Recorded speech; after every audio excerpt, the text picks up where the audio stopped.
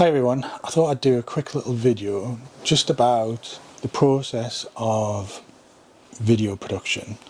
Obviously in our case it tends to be more animated video production, but actually we do sometimes shoot commercials as well. And obviously, you know, for a lot of marketeers you might never have made a video for, I don't know,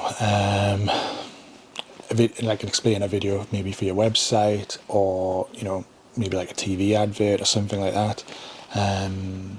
You know, not everybody has that experience of making videos, and so I thought I'd share with you a little bit of information around what the process is, you know, and hopefully help you, give you a better understanding of what's involved and what you need to think about. So production generally breaks into three stages. You've got pre-production, production, and then post-production. Pre-production is all the planning stage. It's where you get everything you need together to make the advert. Production is the actual making of the advert. And then post-production is that sort of last bit where you're potentially editing your commercial together, adding in graphics, you know, and delivering the final advert. So if we talk a little bit about pre-production first in video, you know, the first stage is really always to, one, have a brief. You know, why are you making this video? What's its purpose? Is it to go out on TV advert? Is it an explainer video? Does it need to explain a new product launch? What are the key elements that need to be included within that advert? And also think about, you know, who's the target audience? Who's going to be watching this? Who are we trying to engage with? Do we want them to take any actions as a result of watching this video? So thinking about all of those different elements and then using that information to create, you know, some initial ideas and concepts for your advert.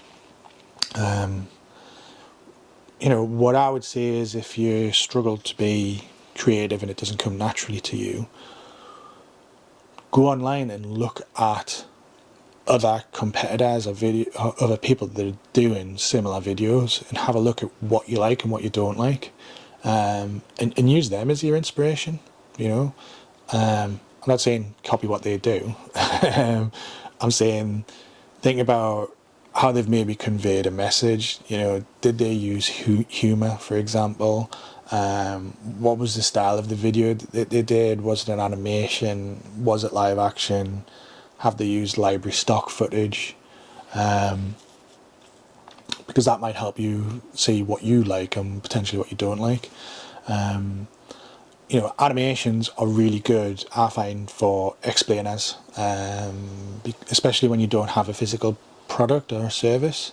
You know, because you can pretty much create anything that you want in 3D or 2D with an animation.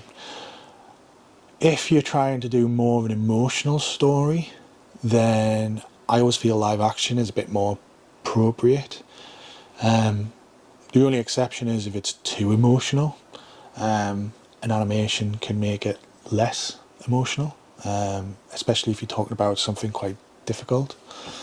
But you know, if you want that really emotional engagement, then you know, live action would be the way to go. When you're doing a live action though, I would always think about, you know, what's going to be in this advert. My preference in live action is always try to do things in a studio.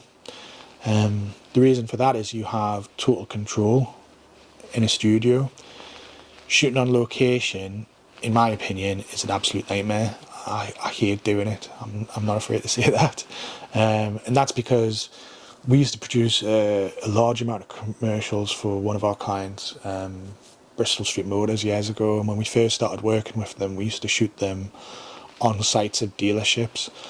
And it was an absolute nightmare. And it was because often, you know, they're open 7 days a week. So we had to try and find space where we weren't going to get interrupted by the public and also not interrupt the staff while they were working, because obviously they've still got to sell cars. They can't just close the dealership for the day.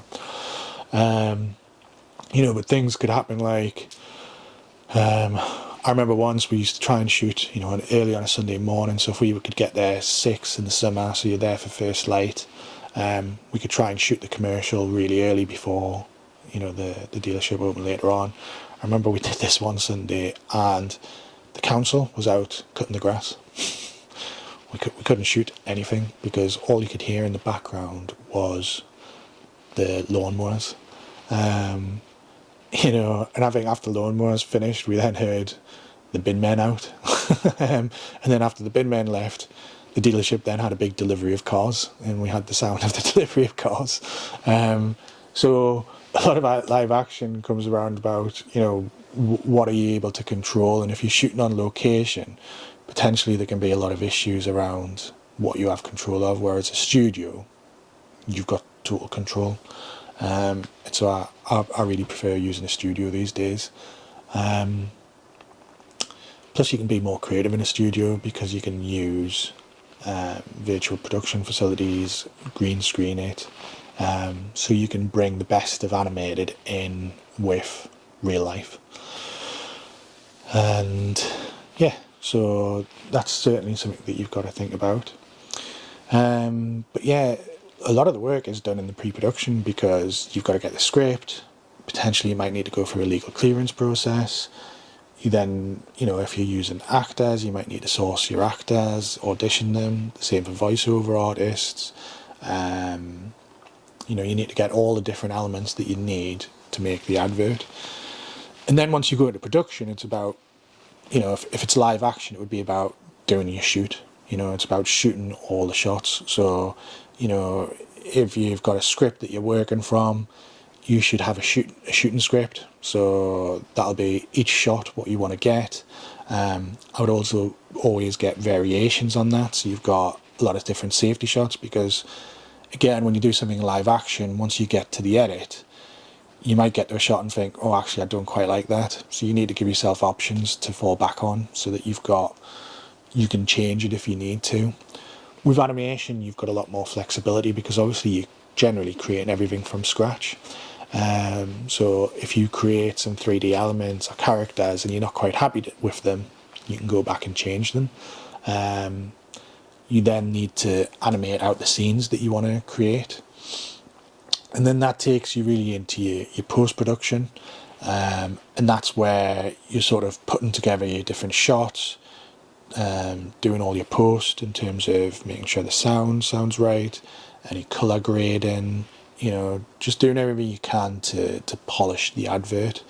Obviously in between all of this as well, you need to be working, as an agency, well as Lulu Animation, we would always be working with the client, and showing the different stages, where we're up to, what we've produced, and making sure that the client's happy with the work that we're doing, because there's no point moving on if they're not.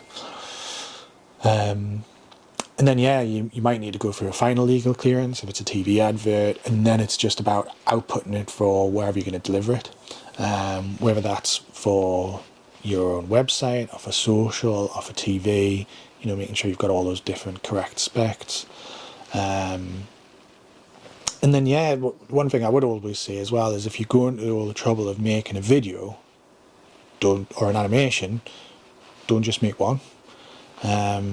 Because actually, you can generally make a few adverts or videos, and it's not, if you make 3 videos, it's not going to be 3 times the cost. Because, for example, if it was a live action, you might be able to shoot all the scenes you need for those 3 videos on one day. So the cost would have been the same as what it did for 3. The only difference might be the amount of edit time that you need to edit the different videos. And again, even with animation, if you're creating an animation in a 3D, 3D assets, it's then about, right, can we reuse these assets in these scenes to make more videos? And it might be just a case of making some slight tweaks to the animation that you've produced, potentially using a different voiceover, maybe adding 1 or 2 new elements. But again, it's not like making a whole new advert. It's really amending existing content that you've got. And I think that's a much better way of doing production because you get much better value for your money. So yeah, I hope that helps you understand a little bit more about the production process when it comes to animation or live action. If you've got any questions, do let us know. The guys at Lulu would love to help you out. Thanks very much.